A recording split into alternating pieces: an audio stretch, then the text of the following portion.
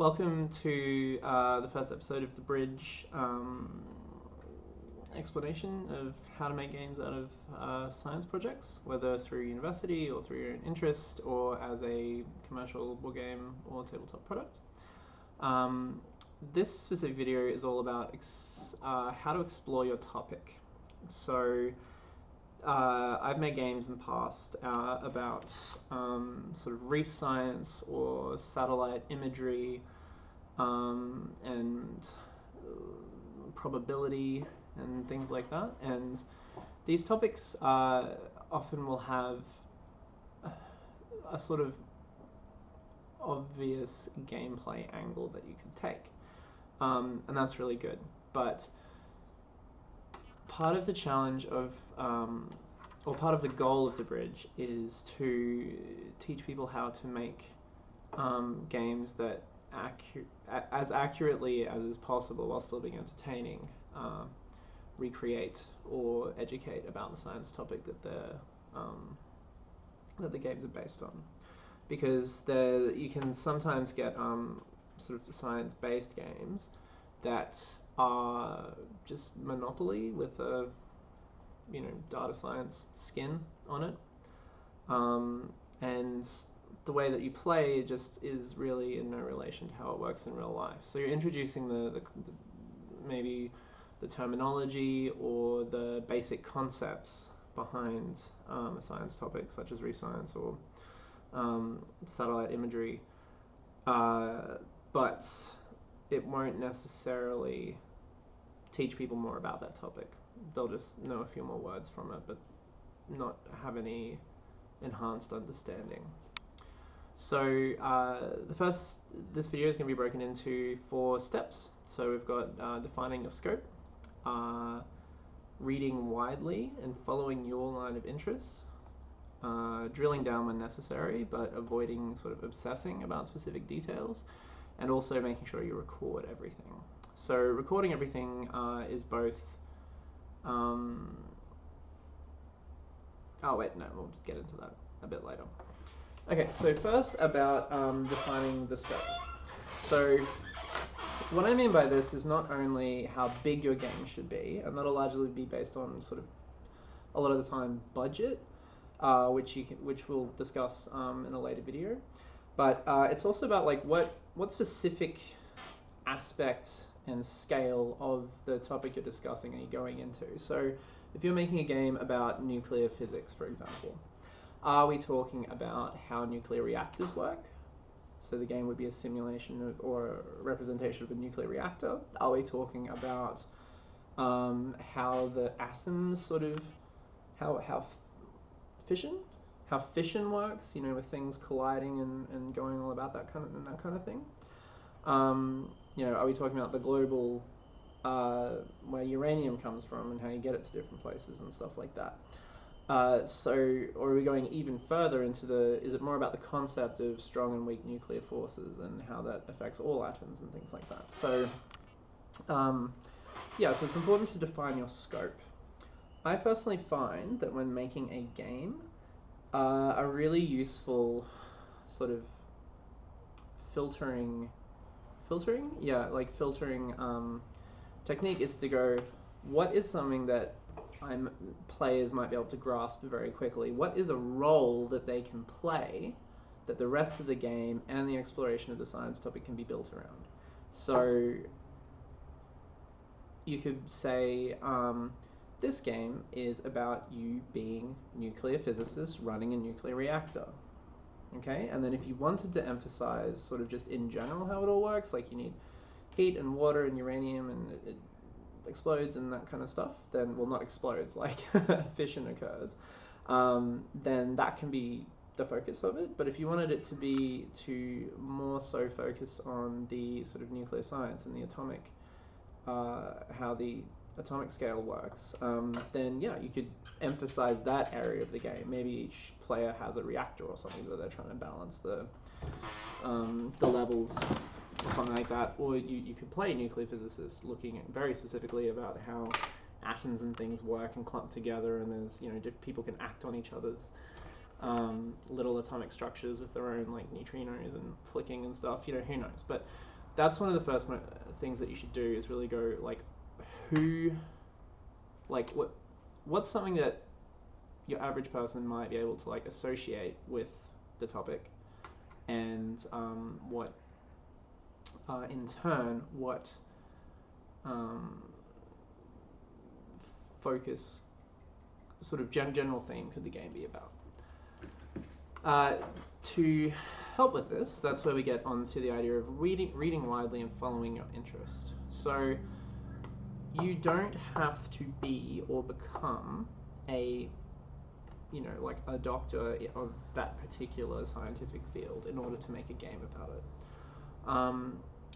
The point is not so much to simulate or hyper accurately recreate every single facet or nuance or aspect of the science you're talking about. So with the reef science game, Virtual Reef Diver, that I made, we could have gone into so many different kind of aspects of it. So we could have talked about ecosystems, we could talk about like coral types and polyps, and which creatures live where and what temperatures, and well, this is obviously just a really broad explanation because I had to sort of like hold myself back and just remember like, okay, what is the primary focus of this? So for the Virtual Reef Diver, we decided that it was linked to a website, the focus of which was helping scientists gain data about the reef by showing images to people that would just log on, and then people that participated would be able to sort of play a bit of a game with point scoring and stuff, where you're trying to identify different organisms, like corals or algae or fish or sea slugs, in the photos, and then that can help the scientists track those things on the reef. So what I thought, I was like, okay, like that would actually be a pretty cool focus. Being a diver who is trying to find and identify all this stuff under the ocean. And from there, the design sort of flowed naturally out from that, where we're like, okay, well maybe there's going to be like a bunch of corals, there's going to be a bunch of organisms that you can find in a big grid as if you're looking down on the seafloor, and let's run with that. So the next step was like, okay, well what organisms should we have down there, in the game? And that's where the reading widely thing came in. So you can go to sort of research articles and go the very academic route where it's like, okay, like let's look at a whole bunch of articles about reef science and how it all works. But I think you need to be careful with that, because you could end up, I'm going to talk about this next, but like drilling down a bit too intensely on a specific thing that might not fit the overall theme and goal of your game. So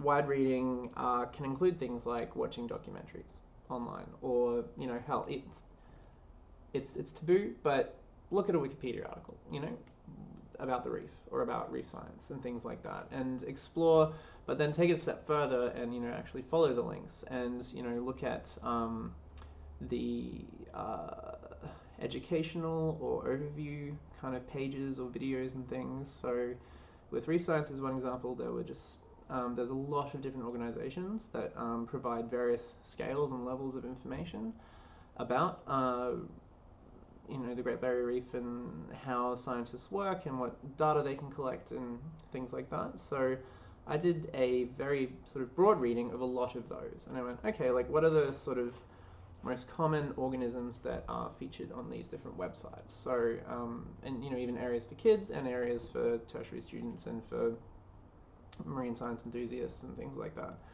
And so we ended up separating out 6 categories of organisms. So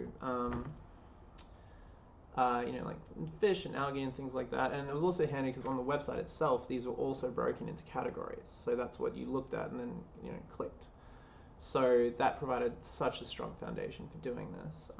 But you can gain that knowledge just by doing your wide reading and seeing what pops up most commonly. So using both scientific and layman sources of information is a really cool idea. I am going to talk about also interviewing experts next. So people that literally study this and work in the topic area and teach about it and stuff like that. They'll probably be they will be extremely helpful in defining the scope. Like all of these steps sort of blend together.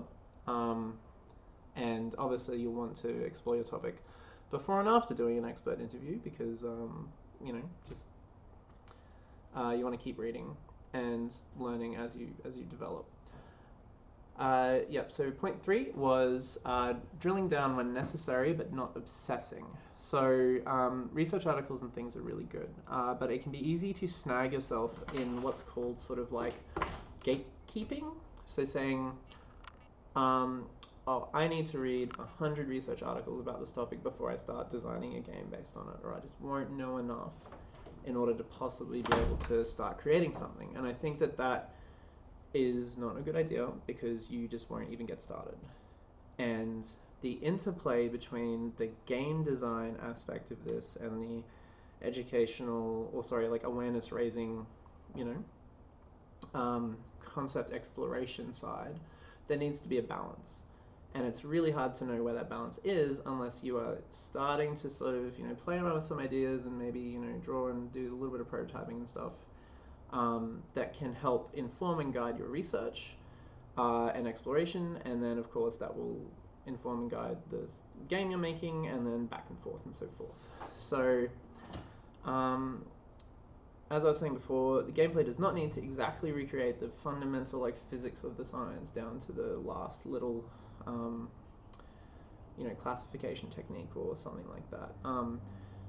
The point of awareness raising science games is that they will emulate in a general way the core kind of mechanics of how that science works, or as best as you can,